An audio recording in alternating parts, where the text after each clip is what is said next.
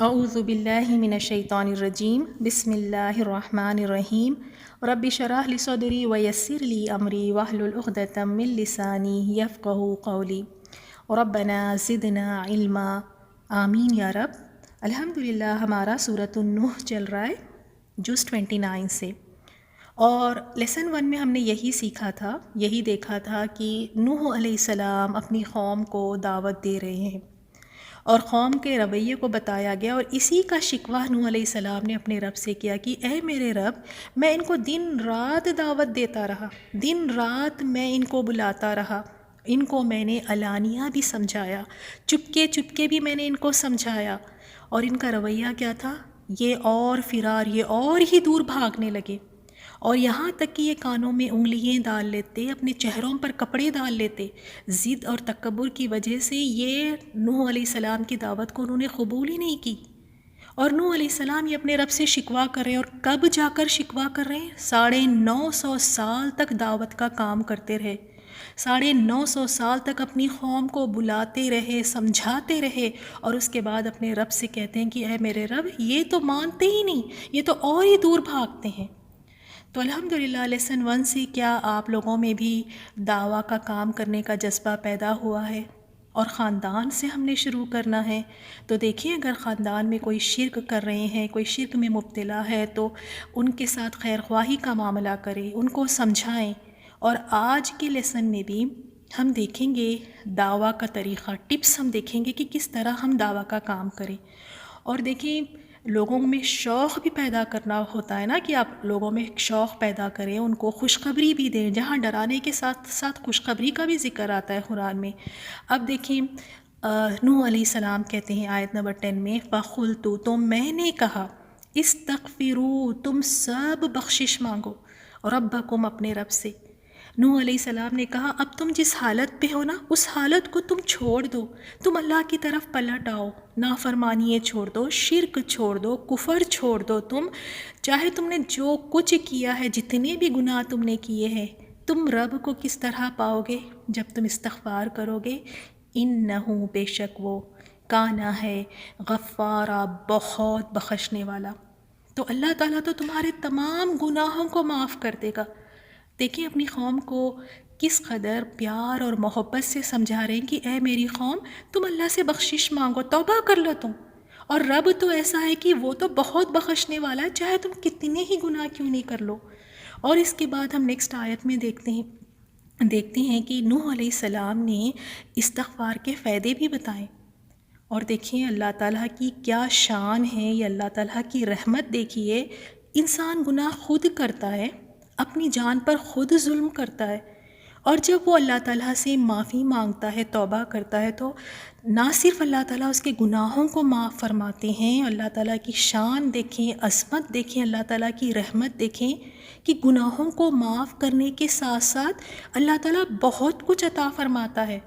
آیت نمبر 11 سے ہم دیکھیں گے، اس سے پتہ چلتا ہے کہ اللہ تعالیٰ کتنا زیادہ رحم کرنے والا ہے۔ اور صحیح مسلم کی حدیث ہے جس میں اللہ تعالیٰ نے فرمایا، میرے بندو، تم دن رات گناہ کرتے ہو، میں ہی تمام گناہ بخشنے والا ہوں، تم مجھ سے مغفرت طلب کرو، میں تمہیں بخش دوں گا۔ یہ صحیح مسلم کی حدیث ہے، اور استغفار کی بہت بڑی فضیلت ہے۔ جو شخص اللہ تعالیٰ سے استغفار کرتا ہے، اللہ تعالیٰ اسے ہر مشکل اور پریشانی سے نجات دیتا ہے، اور ایسی جگہ سے رزق عطا فرماتا ہے جس کا یعنی اسے وہم و گمان میں بھی نہیں ہوتا، وہاں سے اللہ تعالیٰ اس کے لیے رزق کا انتظام فرماتے ہیں۔ اسی فضیلت کی وجہ سے آپ صلی اللہ علیہ وسلم ایک دن میں 100 سے زیادہ مرتبہ استغفار کیا کرتے تھے۔ تو ہمیں اس سے پتہ چلا کہ استغفار کے اتنے فائدے ہیں کہ یہ ہر مشکل اور پریشانی کو دور کرتا ہے، اور ہر کسی کی زندگیوں میں کہیں نہ کہیں کوئی مشکلات ہے، پریشانی ہیں، کہیں رزق کا مسئلہ ہے، کہیں جاب کا مسئلہ ہے، کہیں بزنس میں کچھ ہو رہا ہے، تو استغفار سب سے بہترین طریقہ ہے کہ اللہ تعالیٰ سے گناہوں کی بخشش مانگے۔ اور دیکھیں ہماری جو دوڑ ہوتی ہے، جو شوق ہوتا ہے نا، ہم ہمیشہ نا یہی سوچتے ہیں کہ میں زیادہ نیکیاں کر لوں، نیکیوں کی طرف ہمارا رجحان زیادہ ہوتا ہے کہ میں یہ روزے رکھ لوں، میں اس طرح قرآن پڑھ لوں، میں اس طرح ذکر کر لوں، نیکیوں کی طرف ہم بہت دوڑتے ہیں اور اپنی پچھلے گناہوں سے ہم غافل رہتے ہیں۔ آپ دیکھ لیں کبھی ہم اس طرح بیٹھ کے اپنے گناہوں پر فکر مند نہیں ہوتے، تڑپتے نہیں، ہمارا دل بے چین نہیں ہوتا، نہ ہی ہم اپنے گناہوں کو یاد کرتے ہیں۔ لیکن جو ایک سچا مومن ہوتا ہے وہ تو اپنے گناہوں پر اس قدر فکر مند ہوتا ہے، اس قدر یعنی اس کا دل بے چین رہتا ہے کہ وہ ہمیشہ اپنے گناہوں کی بخشش مانگتا ہے۔ اور شیطان نے تو ہمیں ایسی پٹی پڑھائی ہوئی ہے کہ شیطان تو ہمیں یہی دکھاتا ہے کہ بھئی نماز بھی ہم پڑھ رہے ہیں، 5 وقت کی پڑھ لیتے ہیں، قرآن بھی ہم سیکھ رہے ہیں، باقی دوسرے ہم دیکھیں ذکر اذکار بھی کر لیتے ہیں، سب کچھ ٹھیک ٹھاک تو ہو رہا ہے۔ شیطان دیکھنے ہی نہیں دیتا ہے کہ ہم سے بھی کئی گناہ ہوئے ہیں، اور نہ وہ گناہوں کی معافی مانگنے کی ہمیں اس طرف دیکھنے ہی نہیں دیتا ہے۔ تو انشاءاللہ آج سے ہم سب نے یہی کوشش کرنا ہے کہ اپنے گناہوں کی اللہ تعالیٰ سے معافی مانگیں۔ اور آپ دیکھیں رسول اللہ صلی اللہ علیہ وسلم اسی کے جو استغفار کی اتنی فضیلت ہے، اس کی وجہ سے دیکھیں دن میں 100 سے زیادہ مرتبہ استغفار کیا کرتے تھے۔ تو میرا اور آپ کا کیا حال ہے؟ ہم جانتے ہیں ہماری زندگیوں کو، اپنی کرتوتوں کو ہم اچھی طرح جانتے ہیں، ہمیں تو اپنے رب سے بہت زیادہ استغفار کرنا چاہیے۔ اور حضرت ابو ہریرہ رضی اللہ تعالیٰ عنہ سے روایت ہے، رسول اللہ صلی اللہ علیہ وسلم نے فرمایا جب انسان گناہ کرتا ہے تو اس کے دل پر ایک سیاہ یعنی ایک کالا نقطہ لگ جاتا ہے، اگر وہ توبہ و استغفار کر لے تو اس کا دل صاف ہو جاتا ہے، اور یہ ترمذی کی حدیث ہے۔ تو انسان کو چاہیے کہ اللہ تعالیٰ کی رحمت سے مایوس نہ ہو۔ اللہ تعالیٰ نے فرمایا میرے بندے جب تک مجھ سے استغفار کرتے رہیں گے میں انہیں معاف کرتا رہوں گا۔ تو پہلے تو ہمیں ہماری نیت یہی ہونی چاہیے کہ ہم گناہ نہیں کریں گے، لیکن اگر پھر دوبارہ وہ گناہ ہو جاتا ہے تو پھر سے استغفار کر لیں، پھر سے توبہ کر لیں۔ جب تک استغفار کرتے رہیں گے اللہ تعالیٰ معاف فرماتا رہے گا۔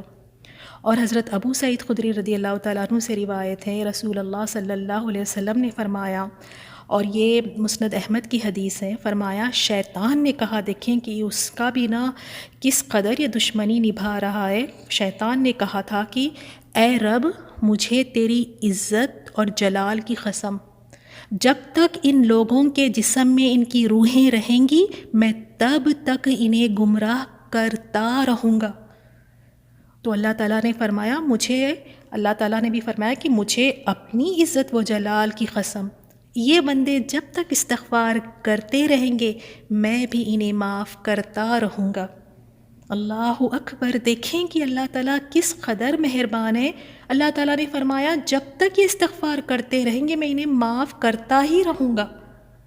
اگر انسان شرک کا ارتکاب نہ کرے اور اس کے پاس یعنی اتنے گناہوں کی زمین کے برابر گناہ کر لے اور اللہ تعالیٰ سے مغفرت طلب کرے تو اللہ تعالیٰ اسے معاف فرما دے گا۔ اور وقت رہتے رہتے، زندگی رہتے رہتے انسان کو چاہیے کہ شرک اور بدعات سے بھی اللہ تعالیٰ سے معافی مانگ لے۔ حضرت انس رضی اللہ تعالیٰ عنہ سے روایت، رسول صلی اللہ علیہ وسلم نے فرمایا اے ابن آدم تو جب تک مجھے پکارتا اور میری رحمت کا امیدوار رہتا ہے تیرے اعمال کیسے ہی ہو میں تجھے بخش دوں گا، مجھے کوئی پرواہ نہیں۔ اے ابن آدم اگر تیرے گناہ آسمان کی بلندیوں تک بھی پہنچ جائے اور تو مجھ سے استغفار کر کے معافی طلب کرے تو میں تمہیں معاف کر دوں گا، مجھے کوئی پرواہ نہیں۔ اے ابن آدم اگر تو روئے زمین کے برابر گناہ کر کے آئے اور شرک نہ کیا ہو، توجہ فرمائے، اور شرک نہ کیا ہو تو میں اتنی ہی مغفرت سے تجھے نواز دوں گا۔ ترمذی کی حدیث ہے۔ تو کثرت سے ہم سب کو استغفار کرنا چاہیے، اور جیسے حدیث میں بھی ہے جو دعا شاید آپ سب کو بھی یاد ہو، استغفر اللہ الذی لا الہ الا هو الحی القیوم واتوب الیہ۔ اگر یہ دعا کے بارے میں فرمایا کہ جو شخص یہ کلمات پڑھے اس کی مغفرت کر دی جاتی ہے خواہ وہ میدان جہاد سے بھی فرار ہوا ہو۔ یعنی یہ دعا اگر پڑھ لیتا ہے، اور کتنا بڑا گناہ ہے کہ جہاد کو چھوڑ کر چلے جانا بہت بڑا کبیرہ گناہ ہے، لیکن اگر اس پر بھی یہ دعا پڑھ کے اللہ تعالیٰ سے معافی مانگیں گے، توبہ کریں گے، تو اللہ تعالیٰ ضرور اس کے گناہوں کو معاف فرما دیں گے۔ تو الحمدللہ اس طرح سے بہت ساری احادیث ہیں۔ اللہ تعالیٰ ہم سب کو واقعی توفیق دے کہ ہم کثرت سے استغفار کرنے والے بنیں۔ اس سے جسم کو بھی قوت ملتی ہے، اس سے انسان مضبوط ہوتا ہے، اس سے انسان کے اب ہم دیکھیں گے بہت سارے فائدے اس میں بتائے گئے ہیں۔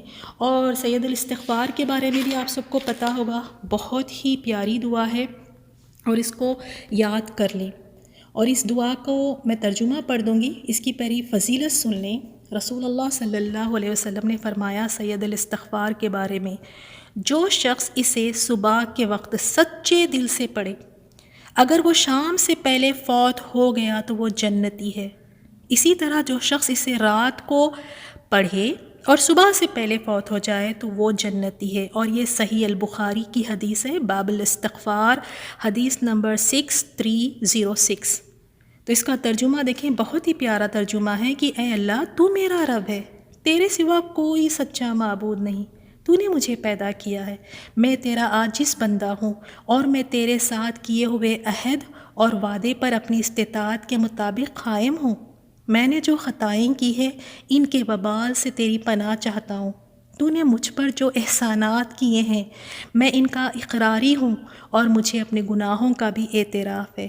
یا اللہ مجھے بخش دے، کیونکہ تیرے سوا کوئی بخشنے والا نہیں، لا یغفر الذنوب الا انت۔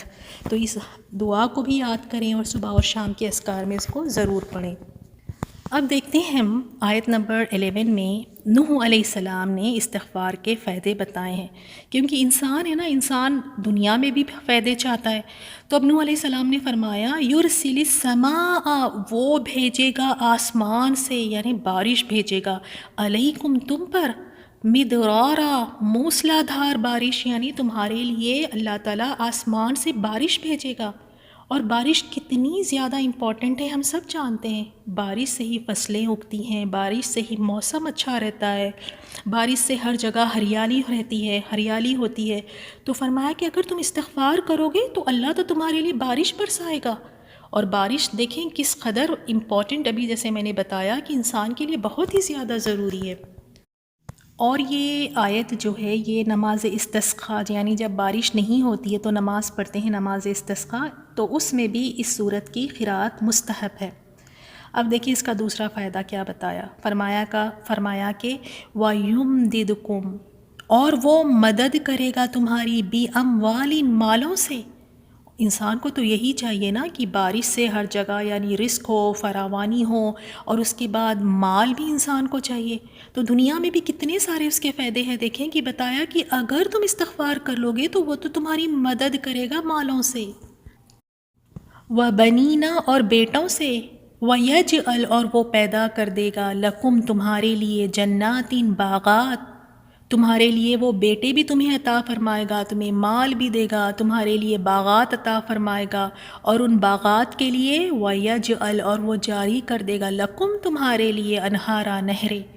تو اللہ تعالیٰ نے دیکھیں کیا فرمایا کہ اگر تم استغفار کرو گے تو وہ مال اور بیٹوں سے تمہاری مدد فرمائے گا، اور وہ تمہارے لیے باغ پیدا کر دے گا، اور تمہارے لیے نہریں بنا دے گا۔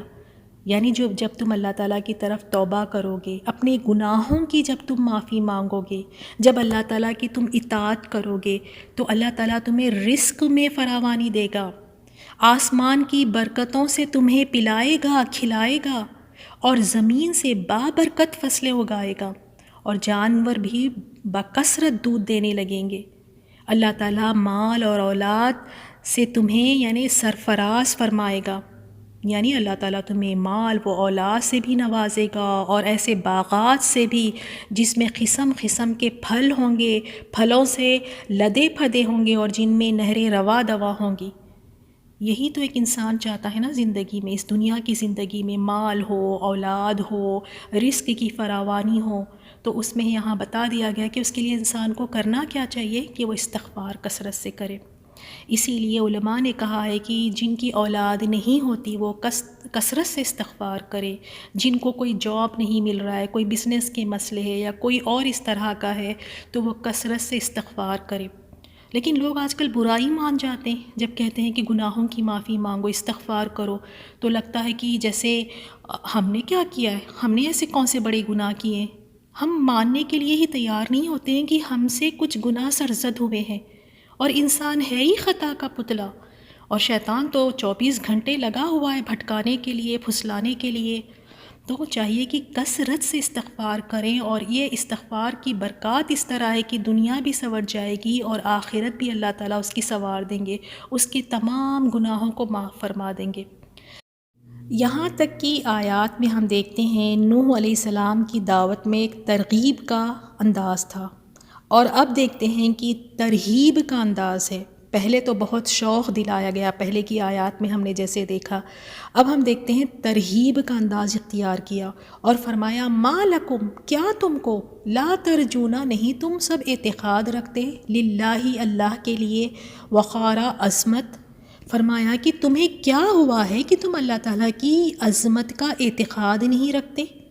اور حضرت ابن عباس رضی اللہ تعالیٰ عنہ فرماتے ہیں اس کے معنی یہ ہے کہ تم اس طرح اللہ کی تعظیم نہیں کرتے جس طرح اس کی عظمت کا حق ہے، اور اس کا دوسرا معنی یہ بھی ہے کہ تم کیا اس کی سزا اور اس کے عذابوں سے تمہیں ڈر نہیں لگتا، تم ڈرتے نہیں، کیا تم نے اللہ تعالیٰ کی عظمت کو نہیں جانا؟ ایک جیسے ان کو ایک ترہیبی انداز میں بتایا گیا، تو دیکھیں ہمیں بھی ایک اس یعنی آیت پہ غور و فکر کرنا چاہیے کہ کیا ہمیں بھی اللہ تعالیٰ کی اللہ تعالیٰ کی عظمت اس طرح ہمارے دلوں میں ہے؟ کیا واقعی ہم اللہ تعالیٰ کے عذاب اور اللہ تعالیٰ کی سزا سے ہم ڈرتے ہیں؟ اللہ تعالیٰ کی عظمت واقعی اتنی ہے؟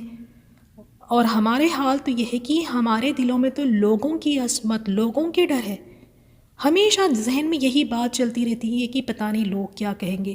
کوئی بھی نیکی کا کام کرنا چاہیں گے، کوئی بھی حق کی چیز کرنے کے لیے جب ہم نکلتے ہیں یا کرنا چاہتے ہیں تو فوراً کیا باتیں ذہن میں آتی ہیں؟ لوگوں کی عظمت کا خیال، لوگوں کا ڈر دل میں اتنا ہوتا ہے کہ ہائے پتہ نہیں وہ کیا کہیں گے، اگر میں ایسے کر لوں گی یا یہ پہن لوں گی یا میں فلاں چیز کر لوں گی تو پتہ نہیں لوگ کیا سوچیں گے، پتہ نہیں میں لوگوں کو کیسے لگوں گی۔ انسان کے دل میں، ایک مومن کے دل میں تو اللہ تعالیٰ کی عظمت ہونا چاہیے، اللہ تعالیٰ کا ڈر اور خوف ہونا چاہیے۔ جب انسان کے دل میں اللہ تعالیٰ کی عظمت ہو تو وہ کبھی اللہ تعالیٰ کی نافرمانی نہ کرے۔ جب دلوں میں اللہ تعالیٰ کی عظمت ہو تو پھر وہ اللہ تعالیٰ کی ساری زندگی اپنی اللہ تعالیٰ کی فرما برداری میں گزارتا ہے۔ تو نوح علیہ السلام نے یہی فرمایا نا کہ کیا ہو گیا ہے تمہیں؟ کیا تمہیں نہیں سمجھ آتا؟ کیا تم اللہ تعالیٰ کی عظمت کو نہیں جانتے؟ اور پھر نیکسٹ آیت میں فرمایا، آیت نمبر 14 میں، جیسے 13 اور 14 میں ہم دیکھتے ہیں نوح علیہ السلام کا بہترین ایک دعویٰ کا انداز، اور وہ کس طرح کی انسان کو ہم آگے کی آیات میں بھی دیکھیں گے، 14 کے بعد والی آیات میں بھی ہم دیکھیں گے کہ نوح علیہ السلام نے اللہ تعالیٰ کی عظمت کا احساس دلایا، دعوت کا کام اس طرح کیا کہ جو کائنات میں جو نشانی ہے اس میں غور و فکر کروایا، انسان کی اپنی خود کی پیدائش میں، انسان کی اپنے نفس میں غور و فکر کرنے لگایا۔ اب دیکھیں نیکسٹ آیت میں نوح علیہ السلام کیا فرماتے ہیں، وَقَدْ حالانکہ یقیناً خَلَقَكُمْ، اس نے پیدا کیا ہے تمہیں، اطوارا، مختلف حالتوں میں۔ کیا تم اس کی عظمت کو نہیں جانتے؟ اس کی عظمت کو نہیں جانتے؟ وہ تو اس طرح ہے کہ اس نے تمہیں پیدا کیا ہے مختلف حالتوں میں۔ ذرا اپنی طرف ہی غور و فکر کر لو، اپنی طرف ہی دیکھ لو کہ اللہ تعالیٰ نے تمہیں کس طرح پیدا کیا ہے۔ پہلے تو تم ایک نطفہ تھے، حقیر سی ایک پانی کی بوند، بس ایک نطفہ۔ پھر کس طرح اللہ تعالیٰ نے اس نطفے کو جمع ہوا خون بنا دیا، پھر اس جمے ہوئے خون کو اللہ تعالیٰ نے گوشت کا لوتھڑا بنا دیا، پھر اس گوشت کے لوتھڑے پر اللہ تعالیٰ نے ہڈیاں پہنا دی، پھر ایک انسان کی اللہ تعالیٰ نے اس کو ایک صحیح سلامت ایک انسان بنا دیا۔ اتنے مختلف مرحلوں سے گزر کر، حالتوں سے گزر کر ایک تمہاری پیدائش ہوئی ہے، تو کیا تم اپنی پیدائش کی طرف نہیں دیکھتے؟ اسی میں غور و فکر کر لو، اسی کی طرف دیکھ لو۔ اب اس کے بعد جو کائنات میں جو نشانی ہیں اس کی طرف نوح علیہ السلام بتا کر فرماتے ہیں، کیا لم ترو نہیں تم سب نے دیکھا، کیفا کس طرح خلق اللہ پیدا کیا ہے اللہ تعالیٰ نے. اب دیکھیں ایک نشانی کی طرف دکھا کر فرماتے ہیں کیا تم لوگوں نے نہیں دیکھا، کیا تم سب نے نہیں دیکھا اللہ تعالیٰ نے پیدا کیا ہے. کیا پیدا کیا ہے؟ سبع سماوات، 7 آسمان، طباقا اوپر تلے. ذرا اپنی نظریں اٹھا کر تو دیکھو کہ آسمان کو اللہ تعالیٰ نے کس طرح پیدا کیا ہے، اور وہ آسمان ایسا ہے کہ ایک کے اوپر دوسرا آسمان بنایا ہے، کوئی اس کو پلرز نہیں لگے ہیں، کوئی نہیں، اور اللہ تعالیٰ نے کس طرح اس کو پیدا کیا ہے اسی کی طرف دیکھ کر غور و فکر کر لو، اسی کی طرف دیکھ کر اپنے رب کی عظمت کا خیال یعنی احساس تو ہو انسان کو. اور 7 آسمان اس طرح ہیں کہ ہر آسمان کے درمیان 500 سال کا فاصلہ ہے. آیت نمبر 16 میں فرمایا وَجَعَلَ، اور اس نے بنایا، اور آسمان کو بنا کر اس نے بنایا القمر، چاند، فیہن، ان میں، نوراً، نور. اور اللہ تعالیٰ نے آسمان بنا کے اس کو سجایا بھی، آسمان میں اللہ تعالیٰ نے چاند کو رکھا، اور چاند کو یہاں پہ فرمایا نوراً، نور، اس لیے کہ چاند کی خود اپنی روشنی نہیں ہوتی، اسی لیے چاند کے لیے نور کا لفظ آیا، القمر فیہن نورا. اور سورج کے لیے یہاں پہ شمس کے لیے سراج کا معنی آیا ہے، چراغ، کیونکہ چراغ سے روشنی نکلتی ہے. تو فرمایا وَجَعَلَ الشَّمْسَ، اور اس نے بنایا الشمس، سورج، سراجا، چراغ. اللہ تعالیٰ نے اوپر تلے 7 آسمان بنائے اور چاند کو ان میں نور اور سورج کو چراغ بنایا، اور دونوں کو الگ الگ قسم کی روشنی عطا فرمائی اللہ تعالیٰ نے، اور دونوں میں سے ہر ایک کو الگ الگ نمونہ و نشان بنا دیا کہ سورج کے طلوع اور غروب ہونے سے رات اور دن کا ہمیں پتہ چلتا ہے، اور چاند سے ہمارے لیے چاند کی جو منزلیں ہیں اس میں یہ ہے کہ انسان کو مہینوں کا اندازہ ہوتا ہے. اور چاند کی طرف بھی دیکھیں کس طرح اس کی روشنی میں فرق ہے کہ کبھی اس کی روشنی بڑھنے لگتی ہے، حتیٰ کہ بڑھتے بڑھتے وہ کمال حد تک پہنچ جاتی ہے، اور پھر چاند کی روشنی کو دیکھیں پھر وہ کم ہونا شروع ہو جاتی ہے، حتیٰ کہ چاند آنکھوں سے اوجھل ہو جاتا ہے. اور چاند میں کیا نشانیاں ہیں؟ اس میں یہ ہے کہ مہینوں اور برسوں کے آنے جانے کا انسان کو علم ہوتا ہے. اسی طرح اللہ تعالیٰ نے سورہ یونس میں بھی فرمایا وہی تو ہے جس نے سورج کو روشن اور چاند کو منور بنایا اور اس کی منزلیں مقرر کر رکھی ہیں تاکہ تم برسوں کا شمار اور کاموں کا حساب معلوم کرو. یہ سب کچھ اللہ نے حق کے ساتھ پیدا کیا ہے. سمجھنے والوں کے لیے وہ اپنی آیتیں کھول کھول کر بیان فرماتا ہے. تو اللہ تعالیٰ نے دیکھیں یہ بڑی بڑی نشانیاں ہیں، ان کی طرف بھی دیکھیں تو پتہ چلتا ہے کہ واقعی ان کا کوئی ایک بنانے والا ہے. اور نیکسٹ آیت میں واللہ، اور اللہ تعالیٰ نے انبتکم، اگایا تمہیں اگایا، من الارض، زمین سے، نباتا، اگانا، ایک خاص انداز میں اللہ تعالیٰ نے تمہیں زمین سے اگایا، اللہ تعالیٰ نے تمہیں پیدا کیا. اگر یہ آدم علیہ السلام کے بارے میں ہے تو آدم علیہ السلام کو اللہ تعالیٰ نے مٹی سے ہی پیدا کیا. اگر یہ دوسرے انسانوں کے بارے میں ہے تو انسان بھی نطفے سے بنا ہے. اور نطفہ کس چیز سے بنتا ہے؟ انسان یہی زمین کی پیداوار کھاتا ہے، یہی خوراک کھاتا ہے، تو اسی سے نطفہ بنتا ہے، اور پھر اسی نطفے سے انسان بنتا ہے. تو اللہ تعالیٰ نے تمہیں اسی زمین سے بنایا. ثم یعیدکم، پھر وہ لوٹائے گا تمہیں، فیہا، اسی میں، ویخرجکم، اور وہ نکالے گا تمہیں، اخراجہ، دوبارہ نکالنا.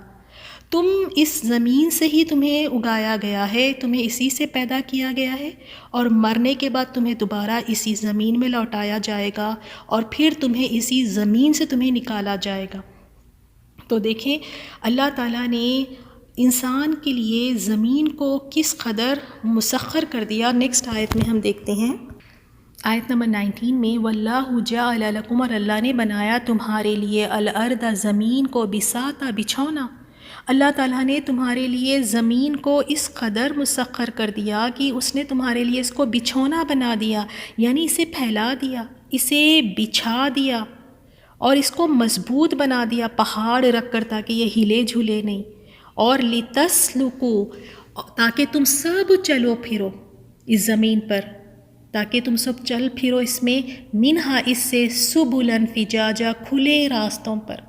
اور اس رب نے اس زمین کو تمہارے لیے فرش بنا کر اس کو بچھا دیا فرش کی طرح، اور اس میں اللہ نے تمہارے لیے راستے بھی بنا دیے کہ تم آسانی سے اس زمین پر چلو پھرو، آسانی سے تم اس میں اپنے کام کرو۔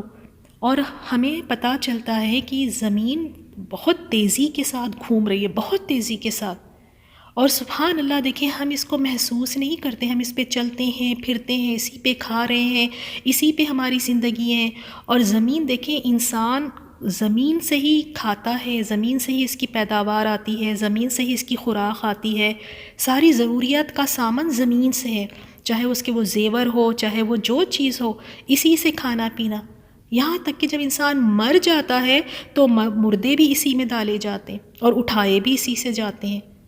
اور اس زمین کو اللہ تعالیٰ نے اس طرح بنایا کہ یہ اس میں راستے بھی بنا دیے، جیسے میں نے بتایا کہ یہ زمین تیزی سے گھوم رہی ہے اور سبحان اللہ ہم اس کو محسوس نہیں کرتے۔ اگر یہی ہم کوئی گاڑی میں بیٹھ جائیں، کوئی پلین میں یا ٹرین میں بیٹھ جائیں اور وہ تیزی سے چلنے لگے تو کبھی کبھار سر چکرانے لگتا ہے جو اسپیڈ کی وجہ سے۔ اور یہ زمین کے بارے میں پتہ چلتا ہے کہ بہت تیزی سے گھوم رہی ہے، لیکن سبحان اللہ دیکھیں کہ ہم اس کو فیل نہیں کرتے۔ تو اللہ تعالیٰ نے اتنی تمام نعمتیں تمہیں عطا فرمائی ہیں، تو تمہارا کیا یعنی تمہیں اللہ تعالیٰ سے کس طرح کا رویہ رکھنا چاہیے تھا؟ اللہ نے تو تمہارے لیے یہ کیا ہے، زمین آسمان تمہارے لیے سب کچھ اللہ تعالیٰ نے کیا ہے، تو تمہیں تو اللہ کے آگے جھک جانا چاہیے تھا، تمہیں تو اللہ تعالیٰ کے آگے جھک جانا، تمہارے دلوں میں تو اللہ تعالیٰ کی عظمت ہونا چاہیے، اللہ تعالیٰ کی عذابوں سے تمہیں ڈرنا چاہیے۔ ہم نیکسٹ آیات میں دیکھیں گے نوح علیہ السلام کا اپنے رب سے شکوہ، کہ اس قدر دعویٰ کا کام کرنے کے بعد دیکھیں کن کن انداز سے نہیں بلایا اپنی قوم کو، شوق بھی دلایا، ڈرایا بھی، فائدے بھی دکھائیں، دن رات ان کو بلاتے رہے، ان کے لیے یعنی طویل عرصے تک 950 سال تک دعویٰ کا کام کرتے رہے۔ نیکسٹ آیت میں ہم دیکھیں گے کہ نوح علیہ السلام کا اپنے رب کے پاس شکوہ۔ تو آج کی آیات سے ہم نے یہی 2-3 باتیں سیکھی ہیں، خاص طور پہ ہمیں اپنے دلوں کو بھی ٹٹولنا ہے کہ ہمارے دلوں میں کس کی عظمت ہے، کس کا ڈر اور خوف زیادہ ہے، لوگوں کا یا اللہ تعالیٰ کا۔ اللہ تعالیٰ کی اگر عظمت اس میں ہو تو کبھی انسان نافرمانی نہ کرے۔ اور دوسرا، آج کی آیات میں ہم نے استغفار کے بارے میں دیکھا ہے کہ ہم نیکیوں کی طرف تو بہت یعنی دوڑ کے نیکیاں کر لیتے ہیں، نیکیوں کا جذبہ ہوتا ہے، شوق سے کر لیتے ہیں، اور ہم اکثر بھول جاتے ہیں کہ اپنے جو کرتوت ہم نے پہلے کیے ہوئے ہیں، جو گناہ ہیں ہمارے گناہ ہیں، اس کی بھی ہم نے معافی مانگنا ہے، اس کی طرف ہماری توجہ نہیں جاتی۔ تو کثرت سے استغفار کرنا ہے، اور استغفار ہر بند دروازے کو کھولتا ہے، چاہے کیسی بھی مشکلات آپ کی زندگی میں کیوں نہ ہو، ہر بند دروازہ کھولنے کی چابی استغفار ہے۔ اور واقعی اللہ تعالیٰ سے انسان یعنی سچے دل کے ساتھ توبہ کرے، ان گناہوں کو چھوڑے، اپنی زندگی میں اللہ تعالیٰ کی فرما برداری لائے، اللہ تعالیٰ کی اطاعت کرے، تو پھر دیکھیں اس کی برکات دنیا میں بھی ہوں گی اور آخرت میں بھی ہوگی۔ سبحانک اللہم و بحمدک، نشہد ان لا الہ الا انت، نستغفرک و نتوب الیک۔ السلام علیکم ورحمۃ اللہ وبرکاتہ۔ قلت استغفروا ربكم إنه كان غفارا يرسل السماء عليكم مدرارا ويمددكم بأموال وبنين ويجعل لكم جنات ويجعل لكم أنهارا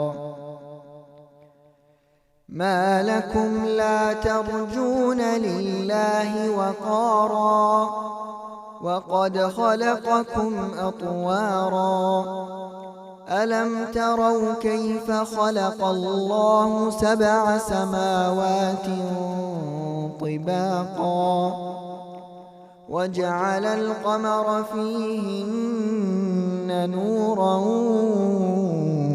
وجعل الشمس سراجا والله أنبتكم من الأرض نباتا ثم يعيدكم فيها منها ويخرجكم إخراجا